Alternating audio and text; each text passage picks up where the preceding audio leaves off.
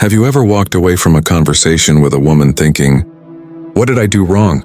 You smiled, you listened, you even cracked a joke or two, but something just didn't click. If that sounds like you, stay right here. Because in this video, I'll reveal 7 proven conversation tips, backed by the wisdom of Marcus Aurelius himself, that can win her heart. Not just her attention. But before we dive in, hit the subscribe button and like this video. It helps more men discover the truth about love, connection, and confidence through ancient Stoic wisdom. And most importantly, watch this video till the very end, because the final tip can change the entire way you approach women in relationships forever. It was a quiet cafe in Rome, year 165 AD. A young man, a Roman centurion named Lucius, sat across from a woman he admired deeply, Claudia, the daughter of a respected senator. She was elegant, intelligent, but guarded. Lucius had everything on paper: a chiseled jaw, a sharp mind, a well-earned military reputation. Yet as they sat together sipping warm wine, he stumbled over his words. He talked too much about himself, tried too hard to impress, and ignored the subtle cues Claudia was giving him. After their third meeting, she never returned his messages. Heartbroken, Lucius turned to an older man he respected, the emperor himself, Marcus Aurelius. Marcus didn't offer cheesy pickup lines. Instead, he gave Lucius principles, reflections born from battles, betrayals, and introspection. And what he shared became the 7 conversation tips you're about to learn. Proven then, and even more powerful now. 1. Speak little, listen much. Have you ever been on a date where you talked so much, only to walk away wondering if she ever really connected with you? Or worse, have you ever tried to impress a girl with your best stories, your achievements, your clever jokes, only to see her eyes slowly drift away? Now pause for a second. Close your eyes. Think back to your first crush. That moment when she smiled at you in class. When your heart beat just a little faster. When you imagined the perfect conversation that would bring you two together. Now ask yourself, in that dream, were you doing all the talking? Or were you listening to her laugh, watching her eyes light up as she shared her world with you?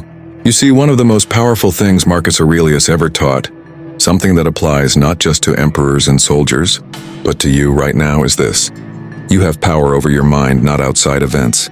Realize this and you will find strength. That means in conversation, your power doesn't come from controlling her reactions or saying all the right things. It comes from controlling your attention.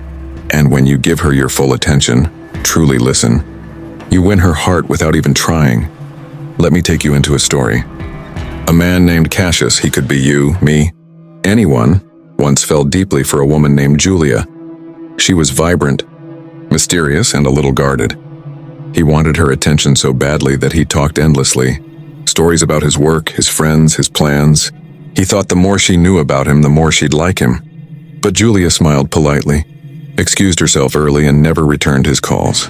Heartbroken, Cassius turned to an old friend, a Stoic monk who had studied Marcus Aurelius deeply. The monk asked Cassius one question: "When did you make her feel heard?" Silence. Cassius couldn't answer, because he never did. The next time Cassius met someone he liked, he did something different.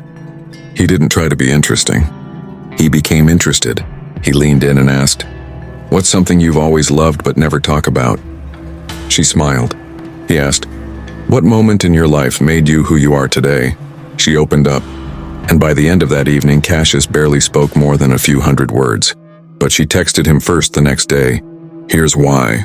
Women remember how you make them feel. And listening, genuine, soul-level listening, is one of the rarest and most attractive traits a man can have. So right now I want you to reflect. When was the last time you truly listened to a woman without trying to impress her? When was the last time someone listened to you that way? You see, this isn't just conversation advice. This is the key to intimacy. This is the art of connection.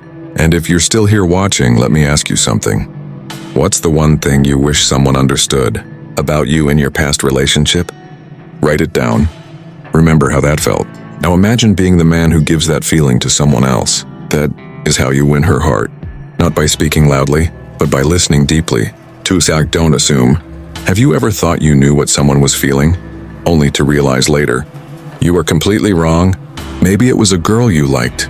You assumed she wanted space, so you stopped texting. You assumed she wasn't into you, so you backed off. But months later, you found out she was just waiting for you to take the lead. Yeah, we've all been there. Now let me take you back to a moment in your life. Think of that one girl, the one who had that mysterious spark. Maybe it was her smile, maybe the way she looked at the world. You liked her. You wanted to know her. But instead of asking her what made her her, you filled in the blanks with what you thought she was. And just like that, the connection fizzled. Here's where Marcus Aurelius enters the picture. He once said, "If someone is able to show me that what I think or do is not right, I will happily change." It's a Stoic truth. Wisdom begins when we let go of assumptions. And in love, asking, instead of assuming, is the bridge between shallow talk and soul-level connection. Let's go back to our friend Cassius. This story might feel familiar. Cassius was talking to a woman named Celine. She was passionate about art, nature, and Eastern philosophy. But Cassius, thinking he already figured her out, started assuming, "Oh, you must be a Pisces. I bet you're super into astrology and meditation, right? I can tell you're emotional, that's your vibe." Celine smiled politely but slowly withdrew. Why? Because no one likes to be stuffed into a box. No one wants to feel known before they've had a chance to be known. Cassius went home that night feeling confused, until he remembered what the Stoic monk had told him. When you assume, you talk to your own imagination. But when you ask, you meet the real person. So the next time he met someone new, he asked instead of assuming. He asked, "What's a belief you have that most people misunderstand? When you're alone, what thoughts do you find yourself returning to? What kind of love makes you feel safest?" And something magical happened. She leaned in. She started sharing not just information but emotion. Cassius had unlocked something few men ever do, her inner world. Now pause the story. Think about your own love life. When was the last time you asked questions that went deeper than small talk? When was the last time you made a woman feel like you saw her? Not just what she posts on Instagram. Assumptions are easy. Questions are bold. And the right questions, they melt walls. Because deep down, every woman wants the same thing you want. To be seen, to be heard, to be understood without being judged.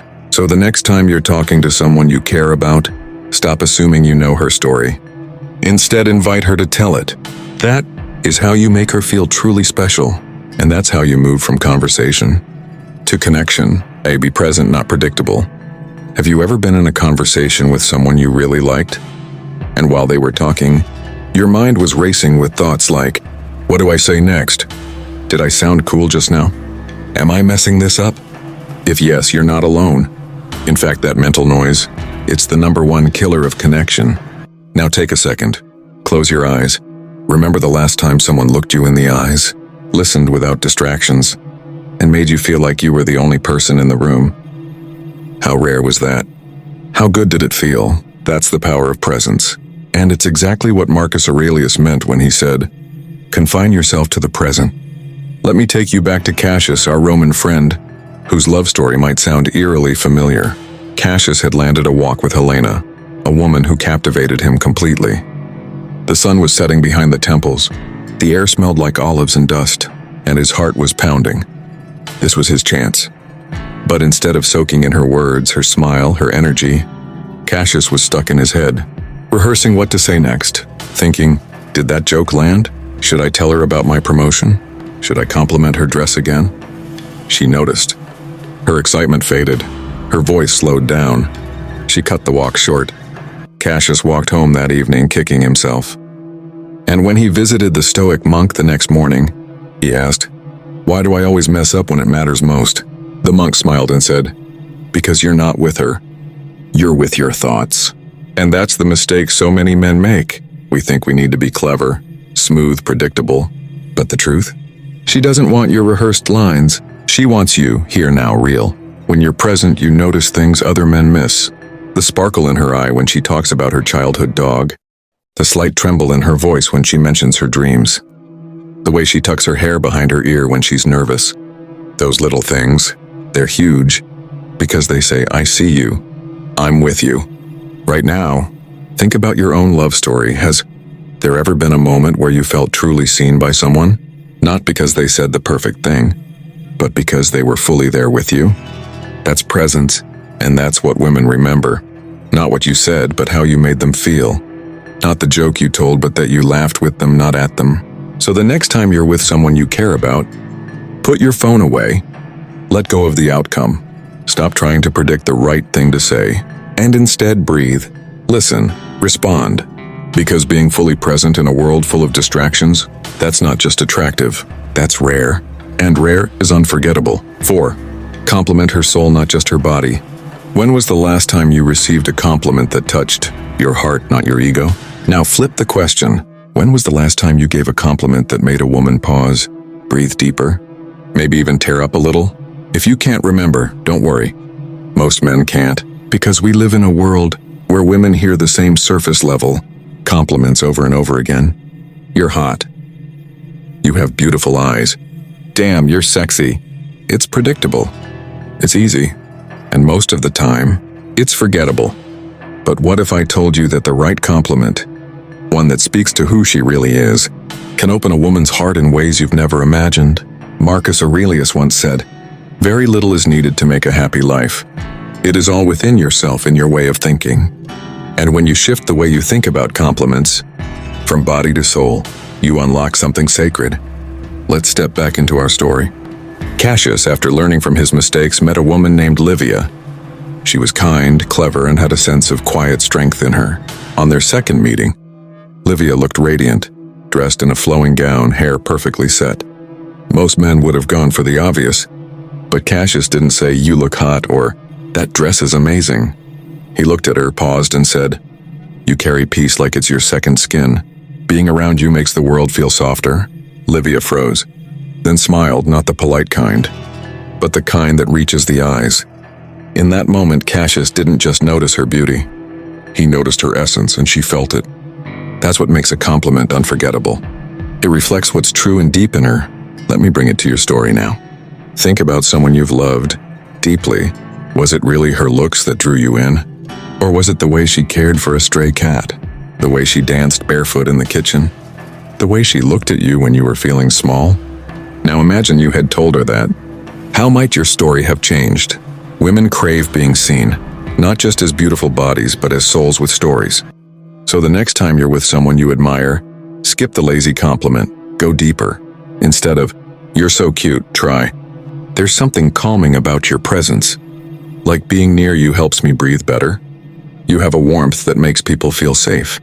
That's rare. Your strength isn't loud, but it's steady. And I admire that. You don't need poetry.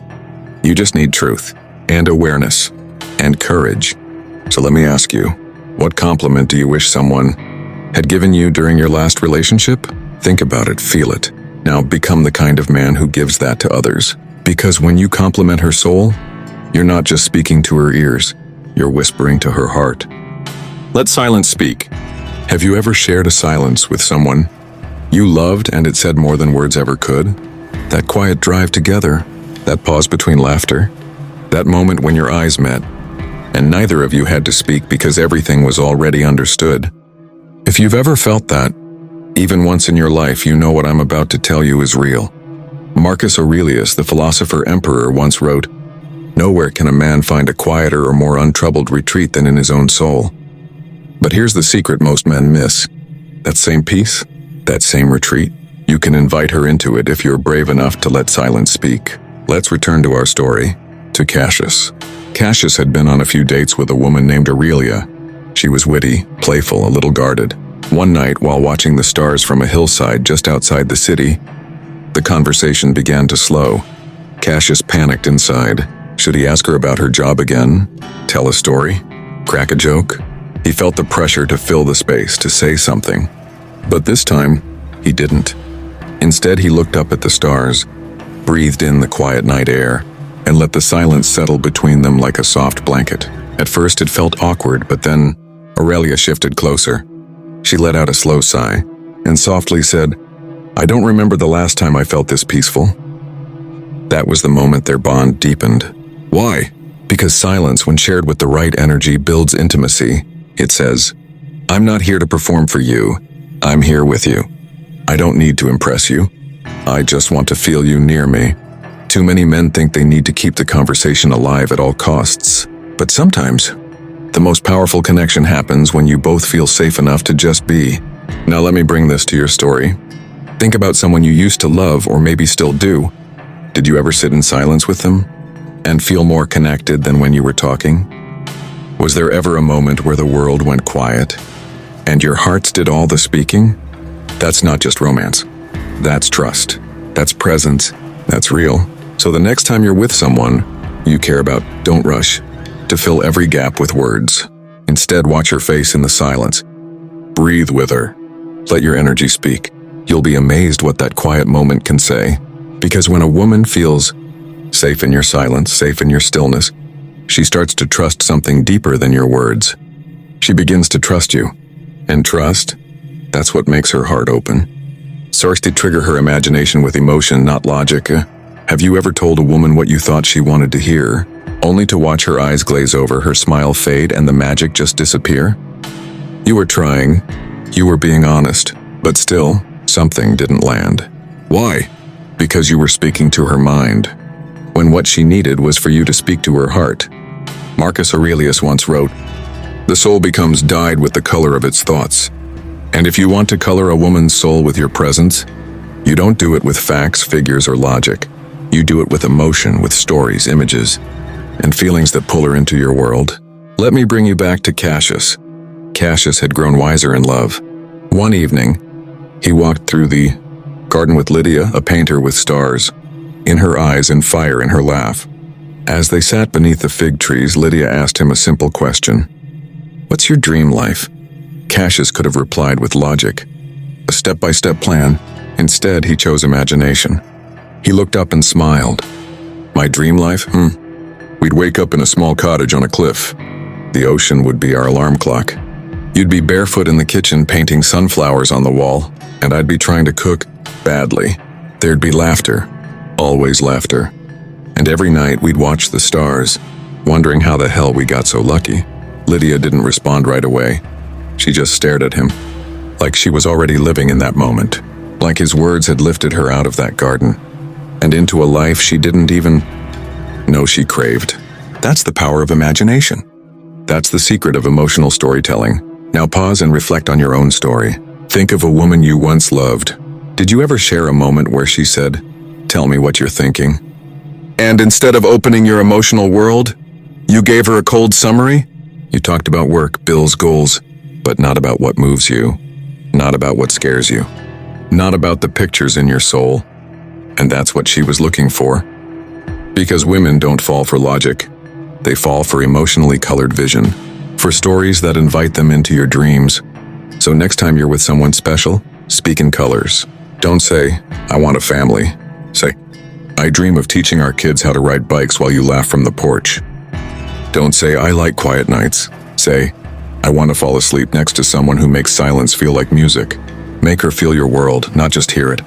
Because when she can imagine herself inside your story, that's when she starts writing you into hers. The final tip will tie everything together: how to leave a lasting impression that keeps her thinking about you, even when you're gone. Don't miss it. 7. Leave her with a feeling, not just a memory. Have you ever thought about someone, not because of what they said, but because of how they made you feel? You can't remember the exact words. You don't recall every detail of the conversation. But somehow, something lingers, a warmth, a spark, a feeling that won't go away.